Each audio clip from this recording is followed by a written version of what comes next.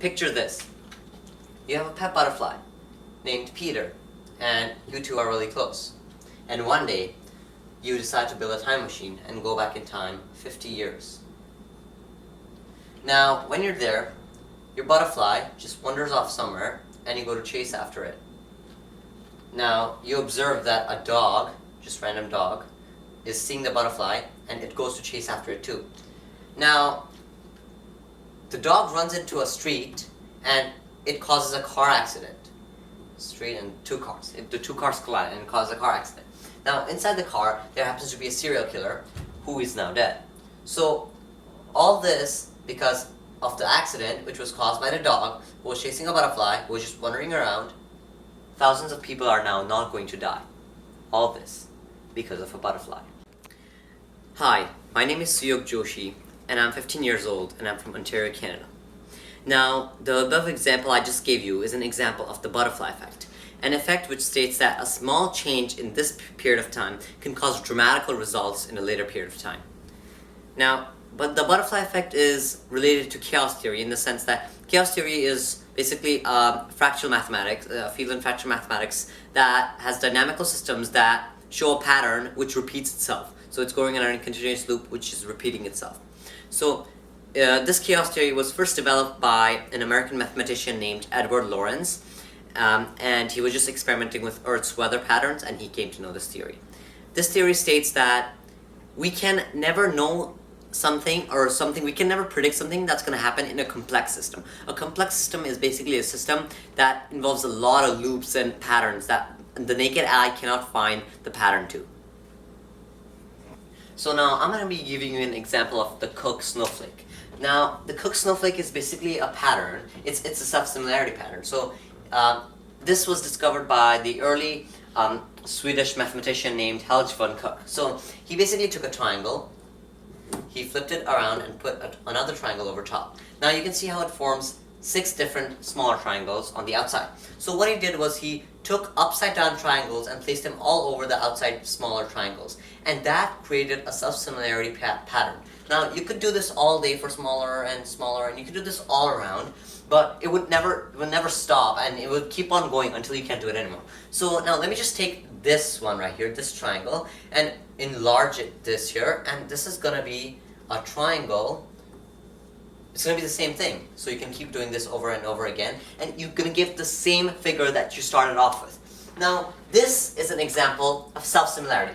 Well, why is self-similarity important, you ask? Well, self-similarity is all around us. Whether you find that in the trees of the branches or the Romanesco broccoli, which are made up of buds, of smaller buds, and even smaller buds, these are all around us.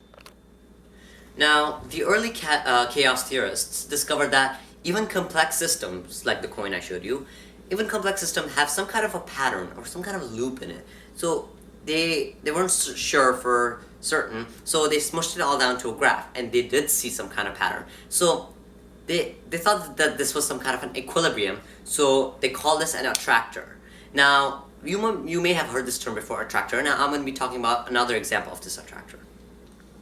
So now imagine that there is a town, this town, and it has 10,000 people in it. And to satisfy these 10,000 people's needs, the government has opened up a supermarket, 1 supermarket, 2 swimming pools, 3 libraries, and 4 churches, for example, let's say. And these people are happy with this. It's an equilibrium.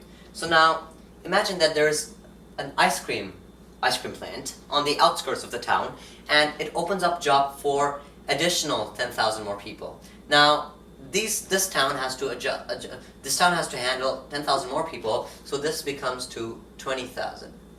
And this 20,000 is not equal to this. So, because this was for only 10,000 people.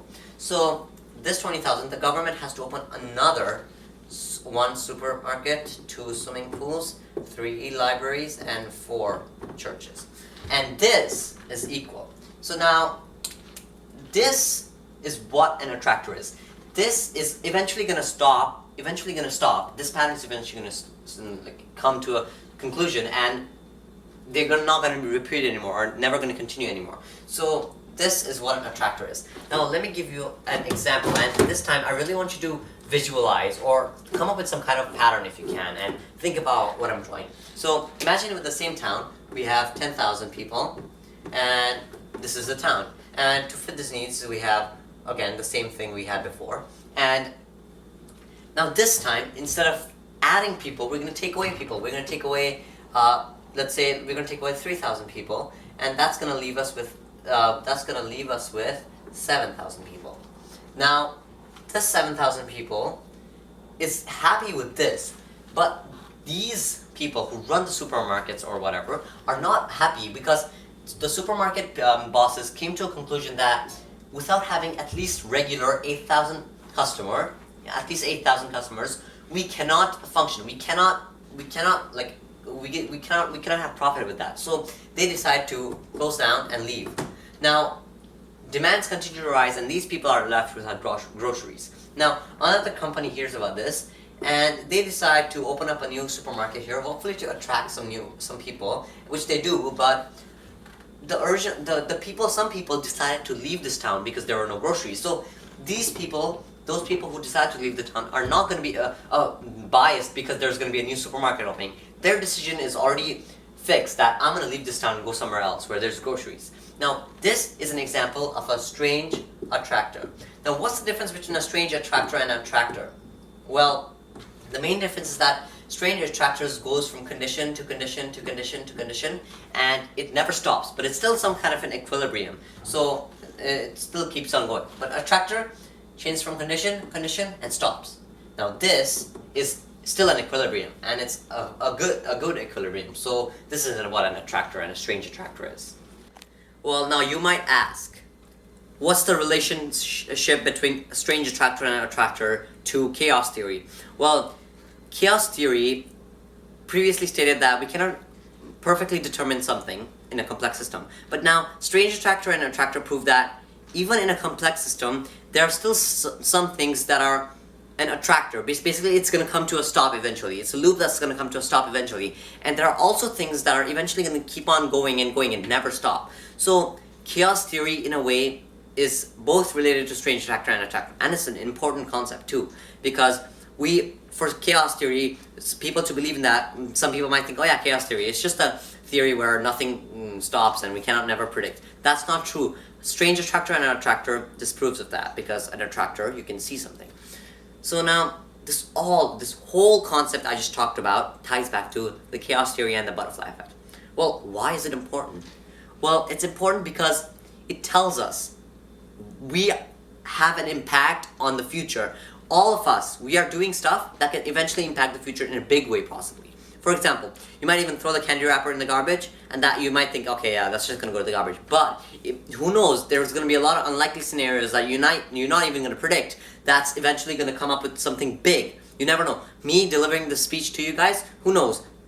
This might even lead to be dramatically affected in the future somehow. We never know. We can never predict. That's how the strange attractor works. So you might have seen some popular medias based on the butterfly effect and the chaos theory, the butterfly effect movies, the chaos theory movie, etc.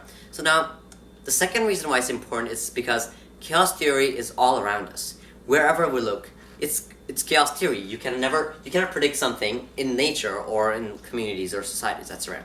So this is why I want to talk about chaos theory, because it's really important. Thank you.